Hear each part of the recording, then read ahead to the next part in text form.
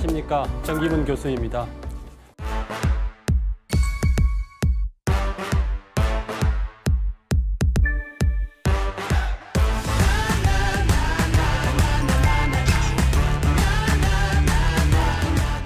이번 시간에는 로마의 대응, 기독교 박해에 대해서 살펴보겠습니다. 네. 아침에 대명시가 지난 시간에 플리니우스라는 사람 맞췄지 않습니까? 네. 플리니우스가 112년에 비테니아 폰토스 속주의 총도로 부임한데 1년의 다신교도들이 기독교 신자들을 고발했어요. 기독교 신자라는 새로운 신흥 종교가 있는데 이 사람들이 이상한 풍습을 행하면서 우리 로마인의 전통적인 종교를 무시하고 있습니다. 이 사람들 아무래도 우리가 허용할 수 없을 것 같으니까 총장님께서 한번 재판에서 판단해 주십시오 하고 고발했습니다. 그래서 플리니우스가 그 기독교 신자들을 잡아다가 자세하게 조사한 다음에 조사 보고서를 당시에 황제였던 트라이아누스에게 보냈습니다. 플리니우스는 기독교가 지금 전 제국으로 뻗어나가고 있는데 이것을 나의 속주에서 한정된 문제가 아니고 전 제국에 관련된 문제니까 이게 로마 제국에 관련된 규칙, 규범, 원칙을 정하는 것이 좋겠다.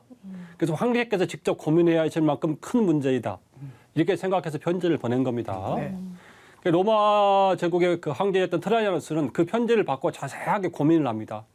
고민을 한 다음에 편지를 보냅니다. 그 편지에서 기독교 신자들을 죽인 것은 아주 잘한 행동이다.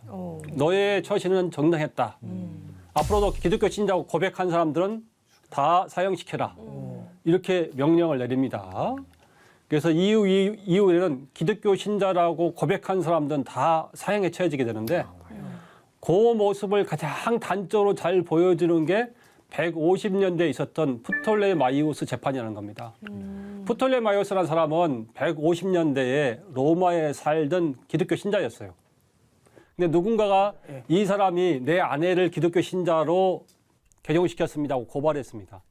그래서 프톨레마이오스가 로마 시장 앞에서 재판을 받게 되는데요. 네. 로마 시장이 딱 하나만 물어봅니다. 당신 기독교 신자입니까? 예, 기독교 신자입니다. 사형. 그걸 보고 있던 루키우스라는 사람이 있었습니다. 이 있습니다. 너요. 아니 그 사람이 지금 살인을 했습니까? 간음을 했습니까? 절도를 했습니까? 왜 사형시키는 겁니까? 재판관 우리비쿠스가 당신도 기독교 신자입니까? 기독교 신자입니다. 사형. 또 그걸 보고 있었던 제3자가 있었습니다. 세 번째 인물은 제가 이름을 못 외운 것이 아니고요. 원래 기록에 이름이 없습니다. 아, 무명이네. 예, 무명인이 또 손을 들었습니다. 아니 저 사람들 무슨 죄를 졌습니까? 저 사람들이 무슨 죄를 졌습니까? 두 번 얘기하니까 우리비쿠스가 재판관이 당신도 기독교 신자입니까? 기독교 신자입니다. 사형. 줄줄이 막. 예, 이렇게 당시 사유에는 이름만으로 이렇게 나와 있습니다. 기독교를 믿는다는 이유만으로 사형을 당했다. 그러니까 112년경에 트라이아누스가 앞으로 기독교 신자는 그거 믿기만 하면 사형이다. 이렇게 규정을 내렸다는 겁니다. 그렇게까지 했지? 참 이게 특이한 현상입니다. 왜 특이한 현상이냐? 로마 제국은 역사상 존재했던 제국 가운데 가장 위대한 제국이라고 불려져 있습니다. 네, 맞아요. 로마 제국이 가장 위대했던 것은 땅이 넓어서 또 오랫동안 통치해서가 아닙니다.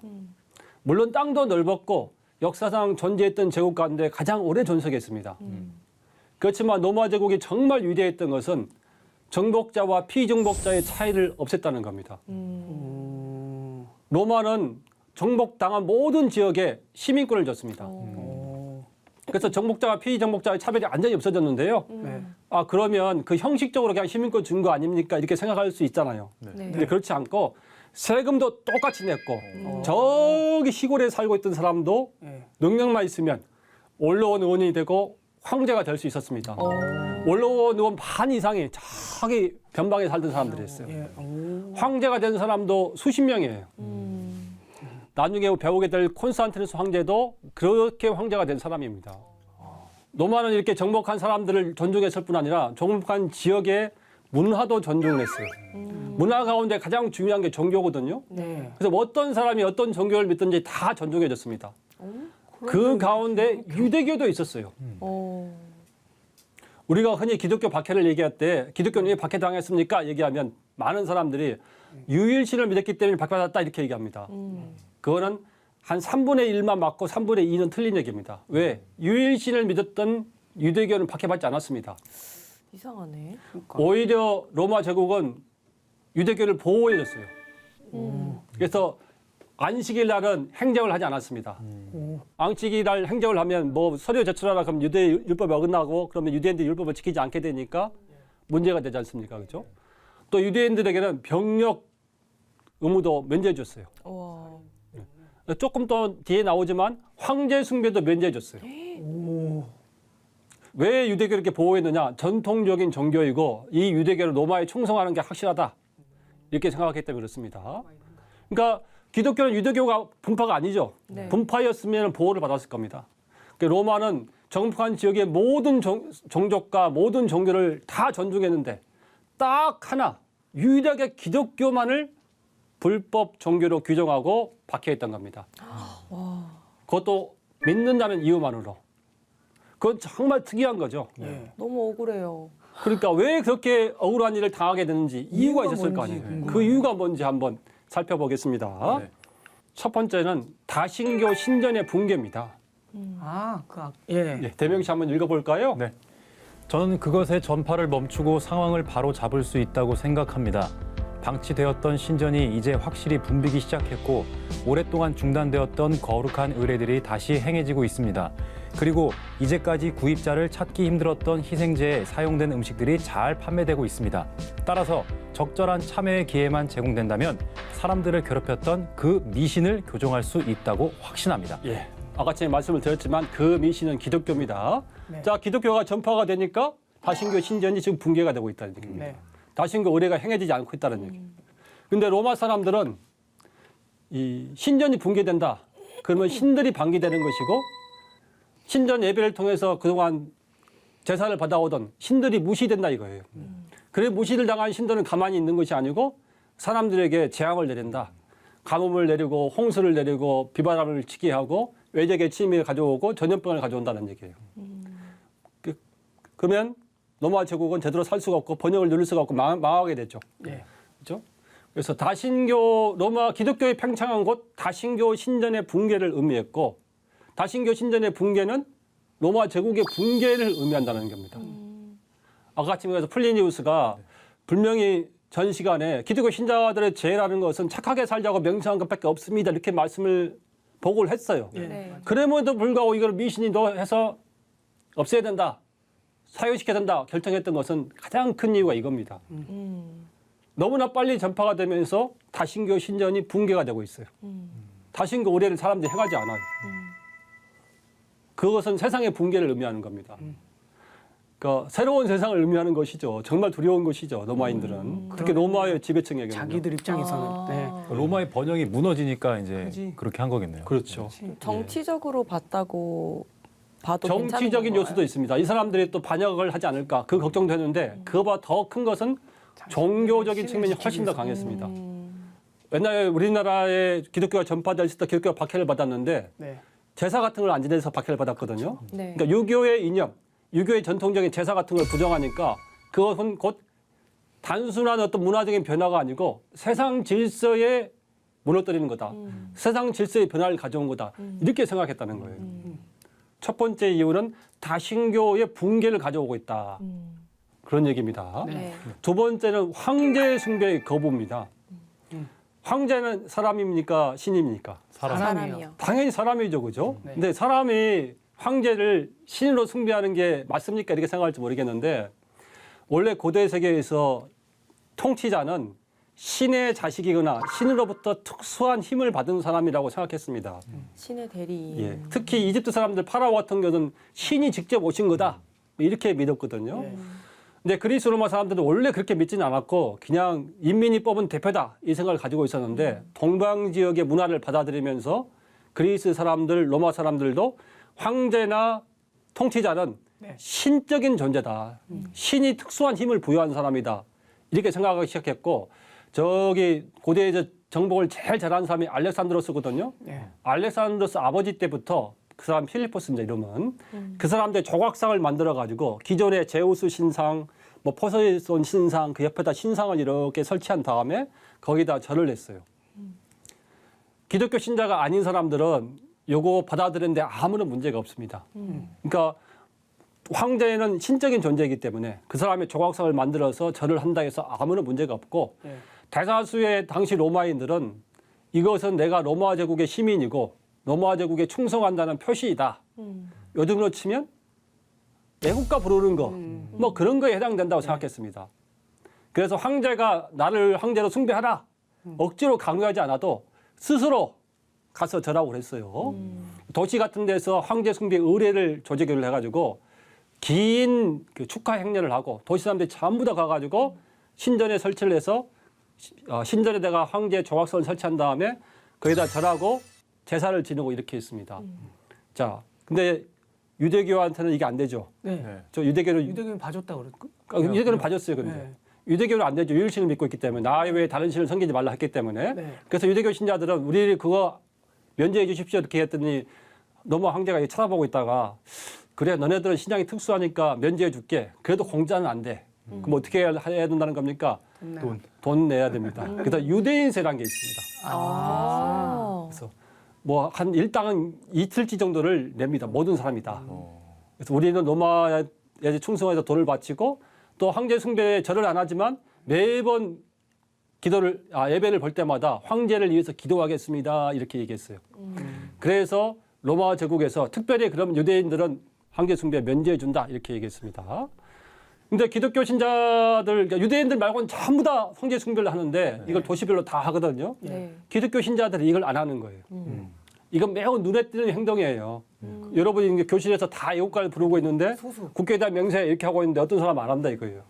그럼 눈에 막 띄죠. 네. 튀죠. 쟤 뭐야? 저 사람 이상한데 좀 데려와봐. 당신 왜 안 해? 이렇게 되는 거거든요. 예. 그게 기독교 신자들이 도시에서 눈에 띄는 존재가 됐고 당신이 로마 제국에 충성한다 그러면 황제 숭배를 해라. 이렇게 요청을 합니다. 근데 기독교 신자들은 거기에 대해서 안 하죠. 우리는 할 수가 없습니다. 이렇게 얘기해요. 그래 그러면은 너는 로마 제국에 반역을 저지르는 사람이구나. 이렇게 생각을 했습니다. 사실 기독교 신자들은 여기에 조금 너무나 정당한 주장이긴 한데 또 내가 로마 제국 황제다 이렇게 생각해 보면 또 이해는 가기도 해요. 충분히 이해됩니다. 예, 황제 입장에서는. 네. 이거는 그래서 어떤 이념과 이념의 충돌이다 이렇게 볼 수가 있습니다. 그래서 로마 이 기독교 신자들에 대한 박해 기록이 남아 있거든요. 박해 기록을 보통 순교록, 행적록, 사도행정도 원래는 이름이 행적록입니다. 그 액트인데요, 악타라 부르고 순교록 마티롤로지라 그러는데 거기 보면 이 얘기가 반복적으로 나옵니다. 기독교 신자들이 오면 너 기독교 신자가 맞느냐? 맞다. 그러면 이제 죽이는 건데 아니다. 그러면 황제 숭배를 해라. 또 기독교 신자들에게 너 황제한테 절하면 놓아줄게. 이런 기록이 반복적으로 계속 나옵니다.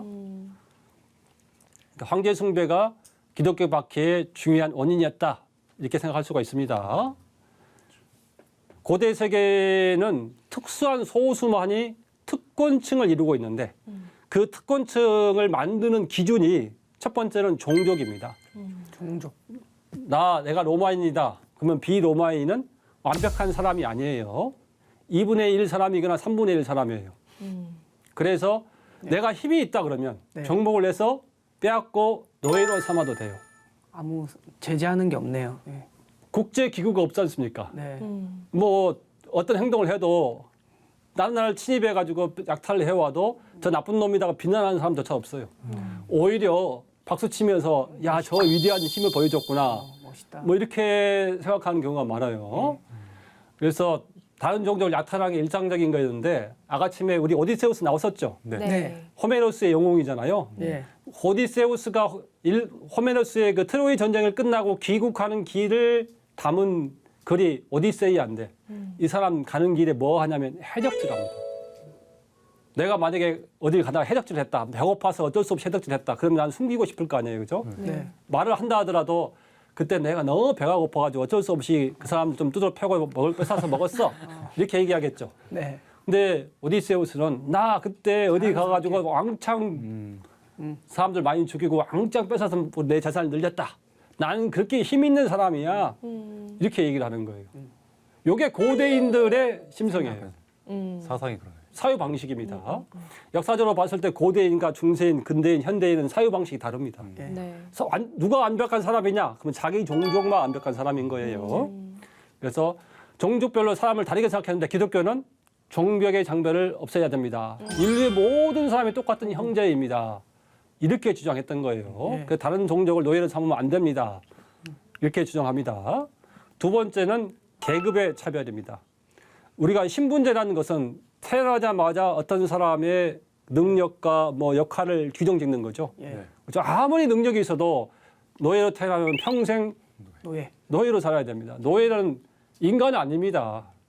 진짜 인간 아닙니다. 그게 규정에도 말하는 동물로 되어 있습니다. 그러니까 말하는 동물이니까 온갖 학대를 해야 되고 심지어 죽여도 되는 겁니다. 그 당시에 인구의 30%가 노예입니다. 맞네. 아우, 나 노예로 태어날 확률 높았겠다. 맞습니다. 옛날에 태어나면 피지배급이 95%이기 때문에 옛날에 태어나면 참 불행합니다. 힘듭니다. 근데 기독교가 모든 사람들에게 계급의 차별 없이 평등한 세상을 만듭시다 이렇게 얘기했습니다. 네. 그러면 노예들은 좋아하겠죠. 네. 근데 저 지배층의 제일 위에 있는 사람들, 귀족들 예. 좋아하겠습니까? 싫죠. 예. 당연히 힐롱이지, 싫죠, 거의. 우리 기독교를 지켜야 되는 거죠. 기독교가 전파가 되면 자기들의 계급 질서가 무너지는 겁니다. 그거는 세상의 종말을 의미하는 거죠. 그죠? 네. 네, 그렇기 때문에 지금 누가 로마 제국을 지배하고 있어요? 당연히 귀족들의 중심 세력에 대해서 지배하고 있겠죠? 네. 네. 그 귀족들의 우두머리는 황제고. 예. 그러니까 플리니우스가 서 보냈을 거 아니에요. 네.